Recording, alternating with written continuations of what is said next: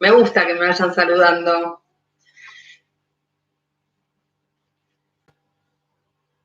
Buenas.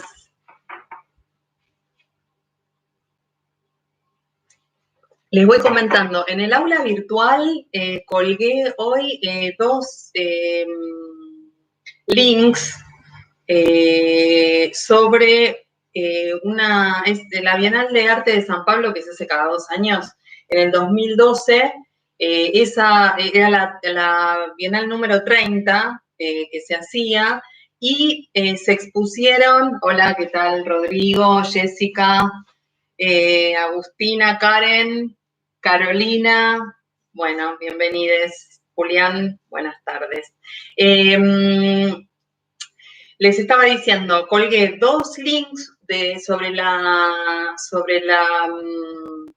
¿qué tal? Ay, qué bueno que me van saludando, me gusta, llegando. Entonces, les digo, colgué en el aula virtual dos links de, que son dos links de la Bienal de San Pablo, la número 30, que se hizo en 2012, y ahí lo que hay es, se expusieron muchísimas fotos, yo creo que es completo todo el catálogo de fotos de August Sander, que es el fotógrafo que analiza John Berger en el texto sobre el traje y la fotografía. Es una visita virtual, y entonces ustedes pueden ir recorriendo en 3D toda la sala, que está llena de fotografías. Yo les había dicho que era como una especie de inventario de la época. Realmente vale la pena verlo, y está bueno también hacer el ejercicio de identificar en todas esas fotografías las 3 fotos que analiza Sander, que si mal no recuerdo, al menos 2 hay. Creo que está está la tercera también. Y la segunda, buenas, van llegando. El segundo link también es de la Bienal de Arte de San Pablo, es de la misma edición, de la número 30, y estaba en una sala contigua el trabajo de un fotógrafo que yo creo que se les había comentado que es como la contracara de lo de Sander. Sander lo que hacía era buscar la particularidad, ¿no es cierto? Como una suerte de inventario de la época con toda la diversidad de grupos sociales, oficios, grupos étnicos, grupos etarios, digamos, todo un abanico muy amplio que da cuenta de testigo, de alguna manera, testimonio de una época. El otro fotógrafo, el que les digo, es un fotógrafo que lo que hace, no sé si se los conté, se para en una esquina y durante 20 minutos más o menos observa cuál es la regularidad de esa esquina de la ciudad, y lo que hace es registrar lo que tiene de homogéneo ese espacio urbano. Entonces, qué sé yo, camperas amarillas, bolsas de cierta tienda, o gente en patines, bueno, en fin, va identificando cuál es la regularidad de ese lugar, y establece, digamos, saca fotografías registrando eso y arma paneles con las distintas fotografías de las personas que identifica con esa regularidad. Entonces eso es interesante también, como ese contrapunto entre Sander a principios del siglo XX, intentando dar cuenta de las particularidades, ¿no es cierto? Esto de, bueno, de ese registro de la diversidad, y por el otro lado, en los años 2000, en el siglo XXI, este fotógrafo que lo que hace es registrar justamente, digamos, la homogeneidad de la sociedad de masa. Me parece que es un contrapunto interesante. Así que bueno, esos dos links están en el aula virtual y los pueden hacer ese recorrido, que es, digamos, el recorrido que plantea el link, que es un recorrido en 3D, entonces van con el cursor viendo las distintas fotografías. Realmente vale la pena. Bien, continuamos con el texto de Paul Willis, que el martes yo les había colgado el jueves les colgué una especie de resumencito sobre esta parte más analítica, ¿no es cierto?, en donde Willis, ya habiendo descrito cuáles eran los distintos elementos de esta cultura contraescolar, lo que hace es, bueno, digamos, dar ahí, hacer un trabajo más analítico, ¿sí? De cómo conceptualizar de alguna manera estos distintos elementos que yo les decía la semana pasada, que, bueno, aparecen chicos haciendo lío, ¿no es cierto? En la escuela, bueno, digamos, cuál es la significación que tienen, en todo caso, estos elementos de esta cultura contraescolar y cómo funciona esta cultura contraescolar, también estos elementos de la cultura contraescolar como orientadora de prácticas, ¿sí? Como un recurso que da sentido a prácticas específicas. ¿Cuáles son estas prácticas específicas? Bueno, tienen que ver con cómo estos chicos de clase obrera eligen efectivamente trabajos de clase obrera. Entonces, lo que está haciendo Willis en esta segunda parte más analítica es, bueno, recuperando estos elementos de la cultura contraescolar y haciéndolo funcionar en la argumentación sobre cómo estos recursos culturales intervienen en la orientación y en la decisión de estos jóvenes hacia el trabajo manual, ¿sí? Bien. Entonces, lo que hace Willis es, lo que hace Willis entonces es organizar de alguna manera estos elementos de la cultura contraescolar en diferenciando entre penetraciones y limitaciones, ¿sí? Bien, ¿qué son las penetraciones? Acá hay algo que es interesante, porque en general cuando se habla de penetración cultural, en general se piensa en términos de cierto, ¿cómo decirlo?, colonialismo cultural. Entonces decimos, bueno, la penetración cultural norteamericana en, no sé, las sociedades latinoamericanas. Entonces ahí lo que tenemos es, qué sé yo, que dejamos Halloween, ¿no es cierto?, entre otras cosas, digamos, esto, cierta imposición, ¿no?, de una cultura por sobre otra. No es el sentido que utiliza Willis, ¿sí? Eso es importante. Y a veces, no sé si a lo mejor con el resumen que colgué en el aula sirvió, pero me parece que es interesante volver sobre ese punto, ¿no? El de las penetraciones, cómo las define él, que tiene que ver justamente con pensar a las penetraciones como ciertas intuiciones que tienen estos colegas respecto de su propia condición, ¿sí? Su propia condición. ¿Qué quiere decir esto? Se trata de ciertos impulsos que dan cuenta de una realidad que efectivamente atraviesan los colegas. A ver qué quiero decir con esto, digamos, como si hubiera, digamos, una realidad que la ideología pretende ocultar, ¿sí? Vamos a ir viendo igual después cuáles son los ejemplos, ¿sí? Pero a lo que refiere es a ciertas intuiciones que dan cuenta de una realidad objetiva que experimentan los colegas más allá del discurso escolar, ¿sí? ¿Qué es lo que les dice la escuela? Que los títulos son importantes para poder conseguir mejores trabajos, ¿sí? Esto es algo que la escuela transmite y que en general todos aceptamos. Ahora, ¿qué es lo que los colegas identifican en esta versión que les ofrece la escuela a ellos? Porque, digamos, para las clases medias, esta versión es correcta, ¿sí? Digamos, en la medida en que se forman, obtienen títulos y acceden a puestos de mejor calificación, efectivamente, en ese caso, los títulos tienen valor porque permiten acceder a trabajos de mayor calificación. Ahora, en el caso de los colegas, en donde la estructura de oportunidades es mucho más acotada, cuando ellos dicen los títulos no tienen valor, están dando cuenta de una realidad efectiva, más allá de lo que les dice la escuela. ¿Se entiende esto? Díganme por ahí por el chat a ver cómo lo ven, si logran identificar esto, ¿sí? Entonces, digamos, los títulos para estos jóvenes no solo no tienen valor porque no significan una oportunidad efectiva para acceder a puestos de más alta calificación, sino que también está unida a otra cuestión que tiene que ver con el desapego, el cierto desprecio hacia el conocimiento teórico, ¿sí?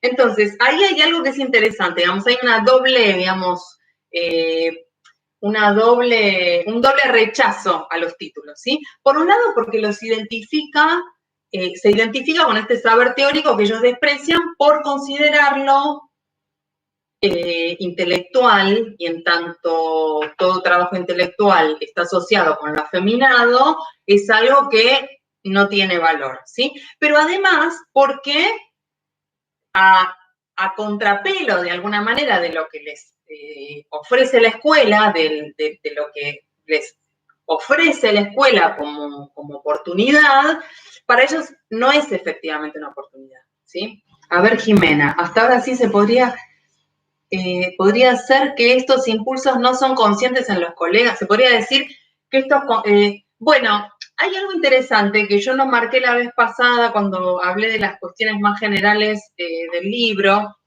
y que también es algo que es interesante, que este texto también permite pensar esa distinción entre cultura en sí y cultura para sí, ¿no? O de, perdón, no, cualquier cosa dije. Conciencia de clase, ¿sí? Entonces, digamos, la cuestión de la conciencia de clase, ¿sí? ¿A qué refiere esto? Bueno, a cierta, efectivamente, aspectos conscientes que, sí, ya me acordé de que es la distinción entre clase en sí y clase para sí, ¿sí?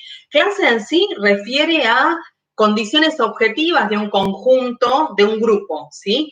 Ahora, estas condiciones objetivas no necesariamente implican el salto hacia una clase para sí, que es la clase social que es consciente de su condición y que además identifica ciertos valores, tiene valores comunes que les permiten, digamos, desplegar cierta estrategia colectiva en relación con esos valores, ¿sí?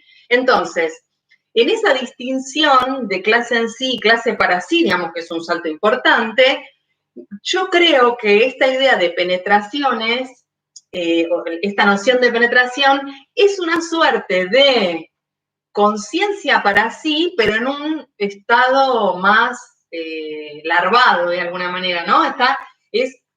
Son intuiciones, no es una conciencia, ¿sí? Porque es bastante, digamos, son ciertos impulsos, lo llama él, ¿sí? Entonces, en ese punto, esta noción o este concepto de penetración permite, de alguna manera, como una especie de término intermedio, ¿sí? En esa discusión, ¿sí? Sobre la conciencia de clase. Me parece que lo vuelve interesante y lo vuelve también, si incorporamos el concepto que después vamos a ver, que es el de limitaciones, lo vuelve más complejo, ¿no? De alguna manera. Entonces, en ese punto me parece que también la noción de penetración sirve para pensar la idea de conciencia de clase. Bien. Cualquier cosa, saben que pueden anotar las preguntas.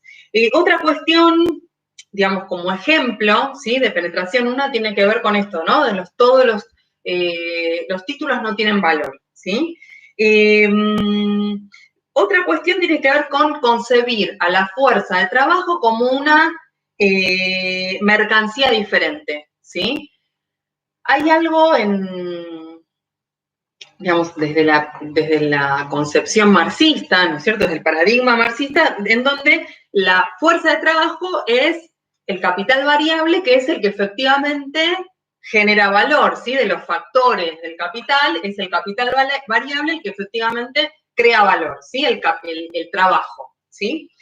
Este capital variable es el trabajo, es el que, digamos, imprime valor a la materia sobre la cual se ejerce ese trabajo.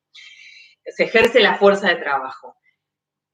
Lo que sostiene Willis es que, bueno, y esto es algo oculto, ¿no? Digamos, donde no es algo evidente, ¿sí? Esta característica del trabajo como creador de valor. Lo que sostiene Willis es que los jóvenes, estos jóvenes colegas, identifican efectivamente esta característica del trabajo como capital variable, es decir, el trabajo como el único factor que efectivamente crea valor. ¿Por qué dice esto Willis? Porque los colegas están permanentemente resistiéndose a trabajar, resistiéndose a aquello que pretende permanentemente la escuela, ¿sí? Y en este resistirse permanentemente hay cierto aprendizaje sobre una suerte de control, ¿sí?, del proceso de trabajo. Entonces, digamos, el paso por la escuela y esta intención de los colegas, esta resistencia de los colegas a trabajar, ¿sí?, en las tareas que propone la escuela, es lo que, digamos, sirve después como aprendizaje para tener un control más o menos autónomo, no del todo, ¿no?, pero digamos, cierto grado de control sobre el proceso de trabajo en el momento del pasaje a la fábrica, ¿sí? Bien. Entonces, en el control del tiempo, en el control de los espacios, ahí hay esta resistencia a entregar en su totalidad esa capacidad, ¿sí?, de la fuerza de trabajo. Otro elemento que señala Willis tiene que ver con el reconocer el trabajo abstracto, ¿sí? El trabajo abstracto como la fuerza de trabajo como algo intercambiable. Y en la medida en que es intercambiable como una capacidad, ¿sí? Consideran que todos los trabajos son iguales. La escuela, ¿qué es lo que dice? Bueno, la escuela prepara en función de la vocación de cada estudiante y entonces, bueno, en función de la vocación hay una orientación específica, ¿sí?, que va en línea con esa vocación para que luego puedan en el mercado laboral insertarse en un puesto de trabajo acorde con esas aptitudes específicas, ¿sí? Bueno, lo que ocurre cuando estos jóvenes se ingresan, ¿sí?, al mercado de trabajo o se asoman al mercado de trabajo es que lo que hay es puestos de trabajo que, digamos, se caracterizan por su extrema similitud. ¿Por qué? Porque los puestos de trabajo a los que estos jóvenes efectivamente pueden acceder son trabajos manuales y son trabajos muy semejantes entre sí, ¿sí? Entonces, en este reconocimiento, ¿sí?, de todos los trabajos, digamos, sobre la similitud de los trabajos, es en donde Willis identifica esta característica del trabajo abstracto, ¿sí? Además es una fuerza que se puede aplicar en distintos puestos laborales, ¿sí? Estas penetraciones, estas intuiciones, estos impulsos de los colegas tienen un potencial disruptivo, un potencial de transformación de alguna manera para Willis, ¿sí? Y entonces, digamos, él acentúa este potencial que tienen estas penetraciones, pero que no logran de alguna manera pegar ese salto que señalaba recién sobre la cierta conciencia de clase, cierta posibilidad de organización, ¿sí?, de respuesta, otro tipo de articulación colectiva, ¿sí? ¿Qué es lo que impide, de alguna manera? Es interesante cómo cierra, no sé si pudieron leer el capítulo 5, el de las penetraciones, en donde Willis dice, a medida que la cultura contraescolar se opone, se expone y reacciona contra el principio del trabajo general abstracto, plantea problemas en el propio núcleo del funcionamiento y mantenimiento del sistema capitalista. Miren hasta dónde llegan los colegas para Willis. Lo vuelvo a leer. A medida que la cultura contraescolar se opone, se expone y reacciona contra el principio del trabajo general abstracto, plantea problemas en el propio núcleo del funcionamiento y mantenimiento del sistema capitalista. Aquí hay un potencial para la transformación social total, no meramente parcial y cultural. ¿Qué es lo que lo impide? Y ahí ya, o sea, hasta acá era como, bueno, ¿no? Todo el potencial y todo lo transformador que tiene esta cultura contraescolar. Bueno, a partir de acá, Willis empieza justamente a mostrar cuáles son los obstáculos, ¿sí? Para el desarrollo del potencial de estas intuiciones, de estos impulsos, ¿sí? No hay ninguna pregunta hasta acá. Voy a tomar agua y a ver si hay alguna duda, alguna pregunta.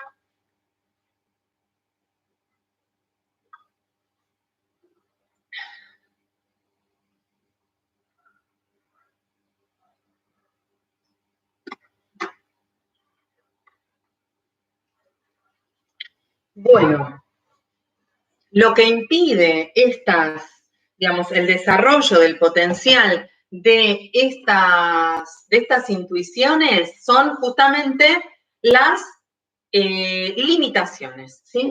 Yo tenía acá, para anotar, entonces, porque me interesa, vamos a ir de a poco, cultura contraescolar.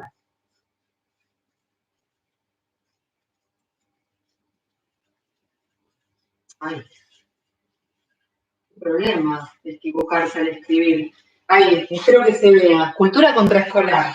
Bien. Entonces, en la cultura contraescolar tenemos dos elementos, ¿sí? Dos categorías, ¿sí? Que son las penetraciones. Esto no está escribiendo. Penetraciones. Yo les digo algo, en el pizarrón tampoco se lee muy bien. Penetraciones y limitaciones. Siempre me quieren matar. Penetraciones y limitaciones. Yo les digo lo que dice por las dudas, no se llega a leer. En un esfuerzo de producción, ¿eh? Bueno, entonces, tenemos estas dos, dentro de la cultura contraescolar, entonces tenemos penetraciones y limitaciones, ¿sí? Dentro de las penetraciones estaba la cuestión de todos los títulos los títulos no tienen valor, los títulos no tienen valor, trabajo general abstracto,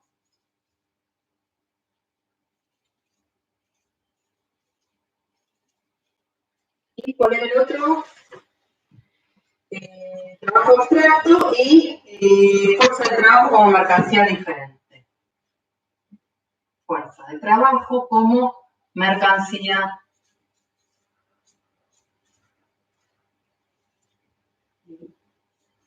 diferente. ¿Sí? Esto es importante porque después vamos a ver cómo interactúa esta cultura contraescolar con otro elemento, digamos, con otra dimensión que es la de la ideología, que es la que vamos a trabajar la semana que viene. Entonces, decíamos, penetraciones y limitaciones.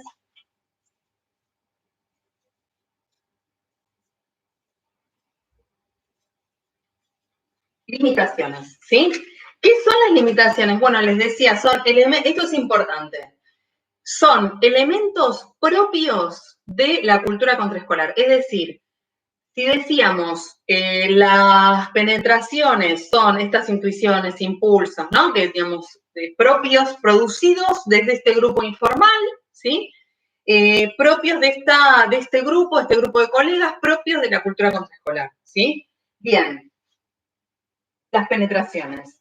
Las limitaciones que de alguna manera impiden el desarrollo de este otro elemento, ¿sí? También son producidas por los colegas, ¿sí? Eso es muy importante. Bien, ¿en qué consisten estas limitaciones? ¿Se entiende? Entonces, las limitaciones son obstáculos, ¿sí? Producidos por estos propios colegas, ¿sí? Que impiden el desarrollo disruptivo de estos otros elementos, de estas intuiciones, de estos impulsos. Entonces, son también ciertos efectos ideológicos, ¿sí? Que eso es importante porque lo vamos a ver ahora, cómo interactúa esta cultura contraescolar con la ideología, ¿sí? Entonces, son ciertas desviaciones, obstáculos, efectos ideológicos que confunden e impiden el desarrollo total y la expresión, ¿sí? En todo su potencial de estos impulsos, de estas penetraciones. Bien. Fundamentalmente las limitaciones refieren a limitaciones, a divisiones, ¿sí? ¿En qué consisten? Bueno, grupo, individuo, lo masculino y lo femenino, esto es central. La división masculino-femenino, bueno, ahora los voy a anotar. Masculino-femenino, ¿por qué? Porque, digamos, hay en este sexismo que comparten los colegas, que producen, que confirman los colegas, hay una división dentro de la clase obrera, ¿sí? Una división dentro de la clase obrera entre esto, bueno, en donde se califica como algo que tiene efectivamente valor, algo más valioso respecto de lo femenino y lo afeminado, todo aquello a lo que se asocia el trabajo manual, ¿sí? Entonces, todo lo que es masculino se considera superior a todo lo afeminado o femenino. En esa distinción entra a jugar la división de esta división, digamos, entre masculino y femenino, se desprende otra división que es la de trabajo manual, trabajo intelectual, ¿sí? Entonces hay una correspondencia, de alguna manera, entre trabajo manual y masculinidad, en donde el uso de la fuerza afirma la masculinidad, y por otro lado, lo afeminado, lo femenino, como algo menor, ¿sí? Y asociado al trabajo calificado, ¿sí? Estas dos divisiones operan de manera fuerte en la opción de los colegas para destinar su fuerza de trabajo hacia el trabajo manual o de baja calificación. Bien, Jimena, ¿cuál sería la diferencia entre las penetraciones y las limitaciones? Porque anoté que no son, las limitaciones son obstáculos, son desviaciones, ¿sí? Es lo que impide el desarrollo de esos impulsos, ¿sí? Las penetraciones son intuiciones que van en contra, de alguna manera, de ciertos mensajes ideológicos que ofrece la escuela, mientras que las limitaciones son propias de esta cultura contraescolar y muchas veces son efectivamente efectos ideológicos. El sexismo no lo inventan los colegas, ¿sí? El sexismo, el racismo, que también produce división dentro de la clase obrera, no lo produce, no es una producción original de los colegas, es un efecto ideológico, efectivamente, ¿sí? Entonces, es importante eso, ¿sí? Perfecto, bárbaro. Bien. Entonces, tenemos la división masculino-femenino, ¿sí? El sexismo, ¿sí? Que produce esa división entre lo femenino y lo masculino. Trabajo manual. Trabajo manual asociado a la fuerza física, ¿sí? Versus trabajo intelectual, ¿sí? Y la división racial, ¿sí? Es importante, insisto con esto, porque, insisto con esto, tanto un elemento como el otro, o sea, no digamos estas categorías, ¿sí? Tanto una como otra son producidas por la cultura contraescolar, ¿sí? Aun cuando, digo, ¿por qué me interesa resaltar esto? Porque hay algo de la autocondena, ¿se acuerdan que decíamos, bueno, hay algo de la autocondena, de la trampa, ¿sí? Por parte de los colegas al optar voluntariamente por el trabajo de más baja calificación. Entonces, justamente esa idea de autocondena, este proceso contradictorio, está en el núcleo, de alguna manera, de la interacción entre limitaciones y penetraciones, ¿sí? Es lo que lo vuelve un proceso contradictorio, ¿no? Porque son dos categorías dentro de esta cultura contraescolar que se van encontradas, están en conflicto, ¿sí? Están en tensión, ¿sí? Bien. ¿Por qué decía autocondena? No sé si hablé algo sobre esto en las clases anteriores, digamos, pero la idea de autocondena tiene que ver con que justamente son estos jóvenes los que eligen voluntariamente estos puestos de más baja calificación, ¿sí? Entonces, de alguna manera, digamos, también está la idea de trampa, ¿no? Que construyen su propia trampa y caen en esos lugares, en esos puestos. Bien.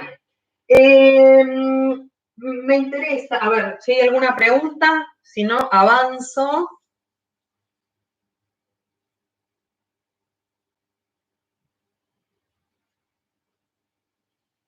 Bien, hasta acá entonces trabajamos con estos dos capítulos, la parte analítica, y digamos, de alguna manera, el argumento, ¿sí? O la explicación de Willy Sierra, cuando incorpora otro elemento, porque esto no se da en el vacío, ¿sí? Esto que les decía, bueno, los jóvenes no inventan el sexismo, ¿sí? Entonces, digamos, para poder comprender de manera completa todo este proceso es importante también incluir la dimensión ideológica, ¿sí? Entonces, lo que vamos a ver la semana que viene, hoy es martes, estoy re perdida con los días. Lo que vamos a ver la semana que viene en una clase como esta, pero que el jueves les voy a colgar también una pequeña presentación, es la ideología, es un capítulo, ¿sí? De la ideología. Ideología. ¿Sí? La ideología son ciertas, bueno, según la definición que plantea Willis, implica ciertas ideas gobernantes en un momento determinado, ideas dominantes, ¿sí?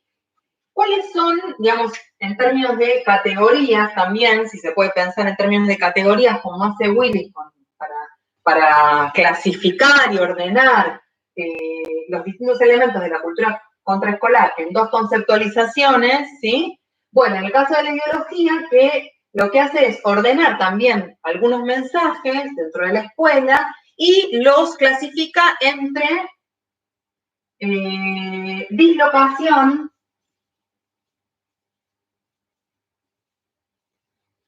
y confirmación.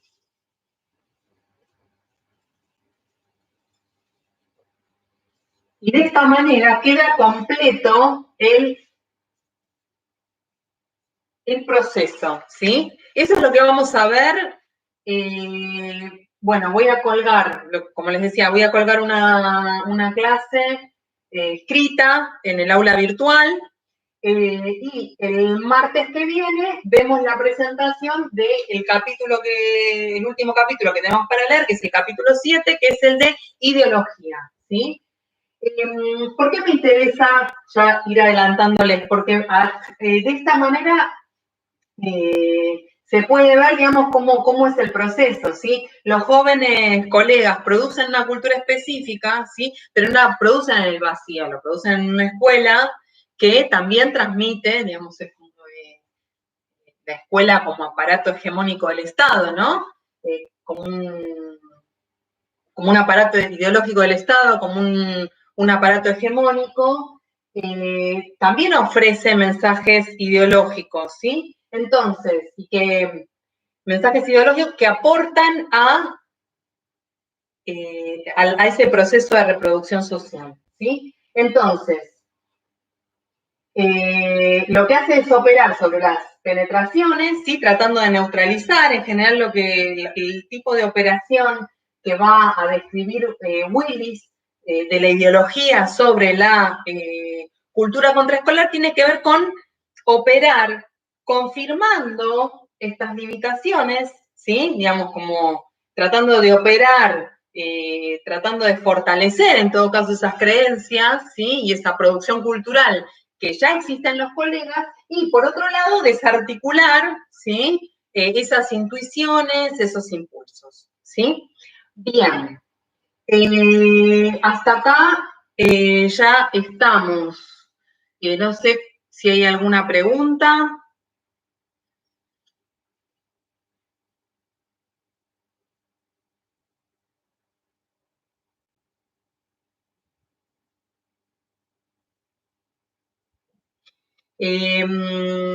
Una cosa que estamos haciendo con Fernando es, bueno, Fernando se está ocupando más sobre ese punto, que es el tema del, a ver, profe, a mí no me quedó claro en qué medida las penetraciones que mencionamos atentan contra el mantenimiento de la sociedad capitalista. Bueno, porque está atacando sobre el núcleo de algunas cuestiones que son centrales en el funcionamiento del sistema capitalista, ¿sí?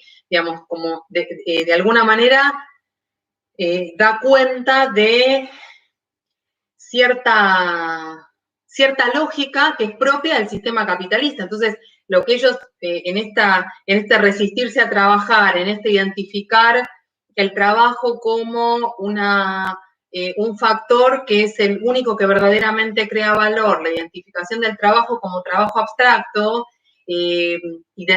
porque, a ver, esa conceptualización es algo que es una conceptualización que va a contrapelo de lo que muestra naturalmente el orden capitalista, ¿sí? Entonces, en la medida en que se identifican esas cuestiones que dan cuenta de el verdadero funcionamiento del sistema capitalista, bueno, atenta, ¿sí? Porque, bueno, está dando información que no es evidente para todos los actores, ¿sí? Entonces, en estas intuiciones de los colegas van por ese lado, en la argumentación de Willy siempre, ¿sí? Les estaba diciendo, no sé si quedó, Lucía, más o menos clara tu duda. ¿Qué otra cosa les iba a decir?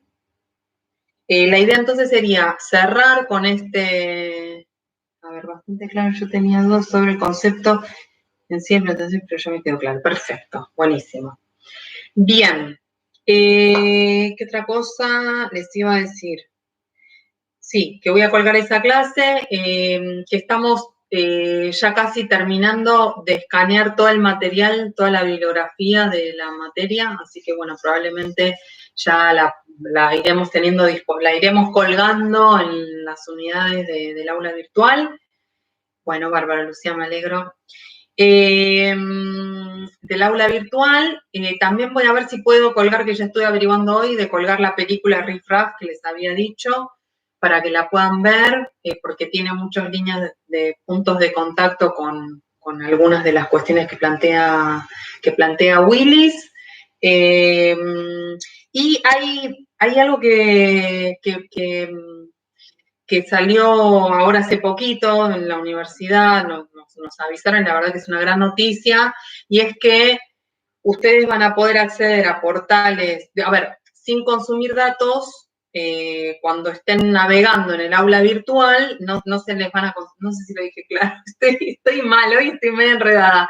Se consiguió que con las empresas de telefonía celular que las personas, los estudiantes que estén bajando material o estén navegando en determinadas páginas, en las páginas de la universidad, no les consuma datos, ¿sí? Entonces eso es importante. Entonces, después voy a terminar de ver cómo es esa subida de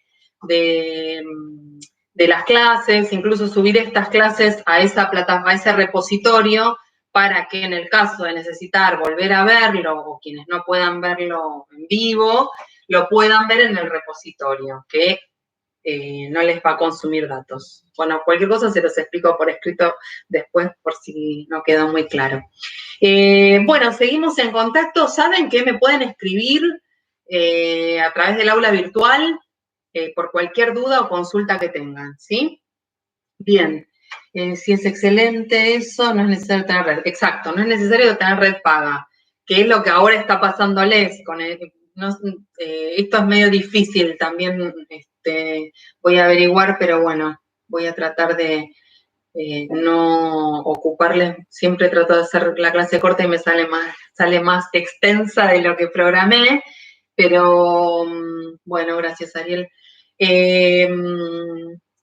Bueno, seguimos en contacto, espero que estén bien. La verdad que es importante poder tener este espacio. Así que bueno, nada, saben que pueden consultarme. La idea es después ir avanzando con ver si hacemos algún ejercicio escrito. Bueno, vamos a ir viendo. Me gustaría hacer algún tipo de cierre de esta unidad, como para hacer como una especie de puesta a punto.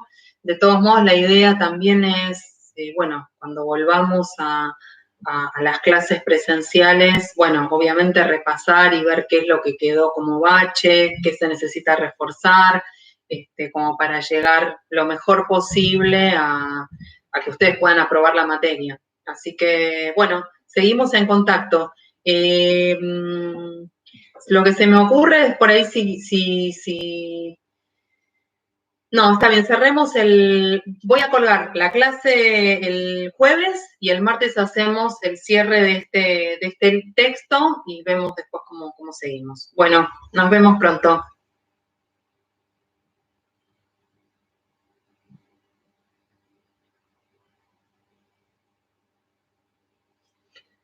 Una pregunta con respecto a William. ¿Hay clase? Es verdad, podría dar una clase si quieren del texto de Williams. Yo no había arrancado con esto, pero si les parece, se puede hacer una presentación sobre esos dos capítulos, claro.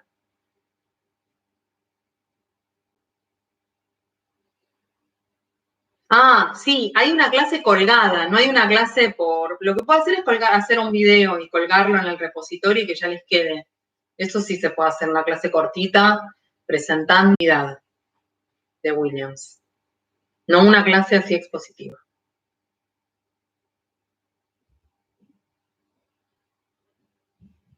Claro, no te llegan los mails. Bueno, nos vemos entonces, bueno, nos vemos así, ustedes me ven a mí, yo a ustedes no, pero bueno, seguimos en contacto, el jueves les cuelgo una presentación del texto de Willis y bueno, seguimos en contacto. Perfecto, Carolina, voy a ver si armo un videito, entonces. Bueno, nos vemos. Chau, cuídense.